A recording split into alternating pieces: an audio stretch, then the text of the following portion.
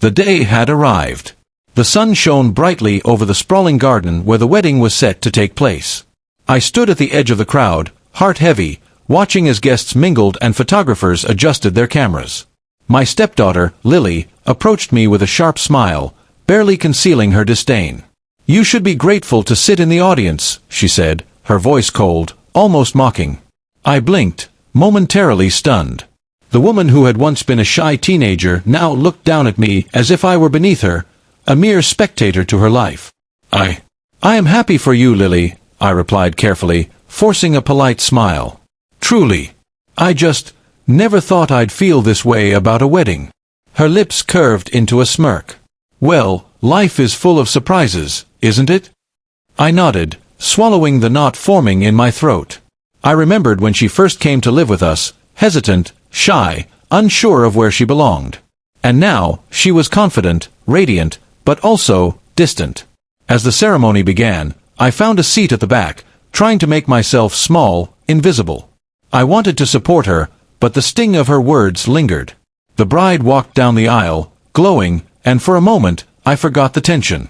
She was beautiful, and in another life, I would have been proud of her happiness. Lily caught my eye briefly, her gaze sharp.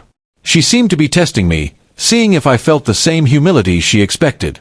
The vows were exchanged, smiles shared, and rings slipped onto fingers. The crowd erupted in applause. I clapped politely, though my heart felt tight. During the reception, I watched as Lily danced with her friends, laughing freely. I wanted to join in, to be part of her joy, but her earlier words made me hesitate. I realized she had grown, and perhaps resented me for my role in her life. Or maybe she didn't even think of me at all. Later, when she passed by, I caught her wrist gently. "Lily, congratulations," I said softly. "I'm happy for you. Always." She paused, her eyes flicking away, a fleeting shadow of guilt passing across her face. "Thanks," she muttered. As the evening ended, I left quietly, watching her wave goodbye to the guests. She had her world now, independent and strong.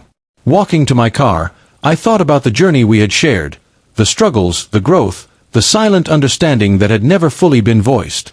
I realized that love isn't always loud or obvious. Sometimes, it's simply showing up, even when the gratitude isn't there. And sometimes, it's letting go, allowing someone to step into their life, even if it stings a little. By the time I drove home, the weight on my shoulders had lightened. I was proud of her, even if she couldn't say it. Her wedding had been a lesson, one about patience, resilience, and the quiet strength of unconditional love. I knew that in her eyes, I might remain a background figure. But in my heart, I carried every memory, every struggle, every small victory we had shared. Sometimes, being present is the greatest gift we can give. And today, I had given that to her. As I parked my car and looked back at the twinkling lights of the venue, I whispered to myself, "She may never say it, but I am proud. Always."